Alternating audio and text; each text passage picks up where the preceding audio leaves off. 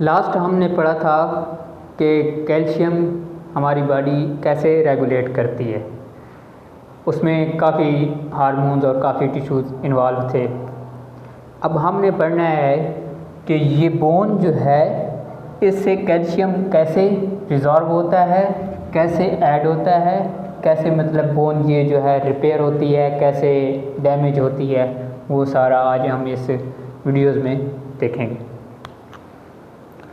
ये दो सेल हैं बोन के, इसको हम बोलते हैं ओस्टियोब्लास्ट और इसको बोलते हैं ओस्टियोक्लास्ट। ये दो सेल हैं, नंबर 1 नंबर 2।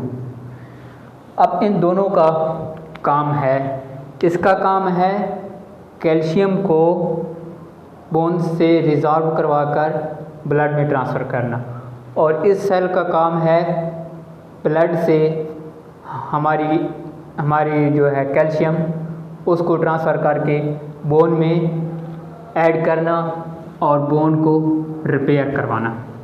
इसका काम है कैल्शियम का,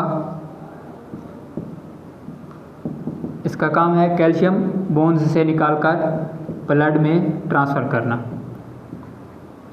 और इसका काम है कैल्शियम को बोन में ले आना और बोन की रिपेयरिंग करना। अब ये सारा जो प्रोसेस है ये कैसे होता है।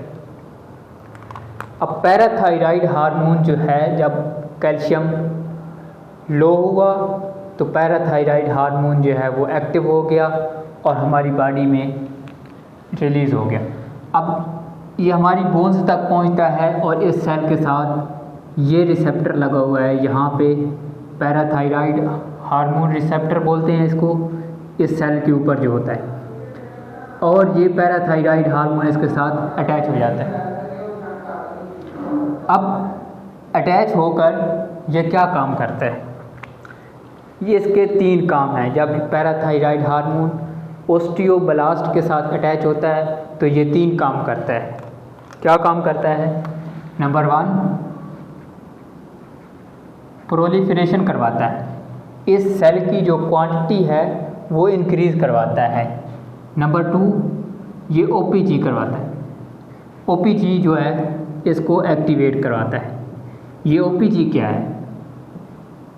ओपीजी इस सेल से रिलीज़ होती है और फर्दर ट्रांसफ़र होकर यहाँ आ जाती है। अब ये ओपीजी जो है ये एक बैरियर के तौर पर काम करता है। ओपीजी आया, यहाँ अटैच हो गया इन दो सेल के दरमियान में। इसका काम है इनको दोनों को अटैचमेंट ना होने देना, इन दोनों को अटैच ना करवाना। अब थर्ड इसका क्या काम है? Ranked RANK rank L activate. ये रिसेप्टर जो है इस सेल में रैंक L रिसेप्टर, इसकी एक्टिवेशन करवाना, ये पैराथायराइड हार्मोन का काम है। अब इस सेल के साथ कैसे अटैच होगा, क्योंकि इसमें ये अब रुकावट बन रहा है। ओपीजी जो है इस सेल के, इन दोनों सेल के दरमियान में रुकावट बन रहा है। अब विटामिन डी आएगा, विटामिन डी जो है वो आएगा और इसको इनहिबिट कर देगा, ओपीजी को इनहिबिट करेगा, ये यहाँ से रिमूव हो जाएगा। अब इन दोनों के दरमियान में रुकावट ख़त्म हो गई, किसकी वजह से? विटामिन डी की वजह से। अब ये दोनों जो हैं ये अटैच हो जाएंगे। इन अटैच होने की वजह से ओस्टियोक्लास्ट जो है ये एक्टिव हो जाएगा। इस एक्टिव होने की वजह से ये बोन्स से कैल्शियम निकालेगा और ब्लड में ट्रांसफ़र कर देगा। ये बोन्स से कैल्शियम निकालेगा, ब्लड में ट्रांसफ़र कर देगा।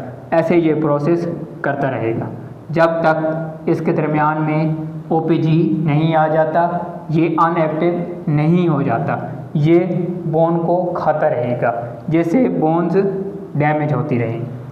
अब विटामिन डी आया और उसने ये सारा प्रोसेस जो है ये रुकवा दिया। अब होता क्या है, जब विटामिन डी इस प्रोसेस को नहीं करेगा, विटामिन डी नहीं आया और ये OPG जो है इनके दरमियान रहेगा। अब इनकी अटैचमेंट ख़त्म हो गई। अब कैल्शियम जो है ये सेल कैल्शियम ले आएगा और बोन्स में दोबारा से रिपेयर करना स्टार्ट कर देगा, इससे बोन दोबारा रिपेयर हो जाएगी। और ये था इन दोनों सेल्स का काम और पैराथायराइड हार्मोन्स का काम और विटामिन डी का काम। ये सब काम जो है ये कैल्शियम को रिपेयर भी कैल्शियम को बोन्स से ट्रांसफ़र भी करते हैं और वापस बोन में भी लाते हैं।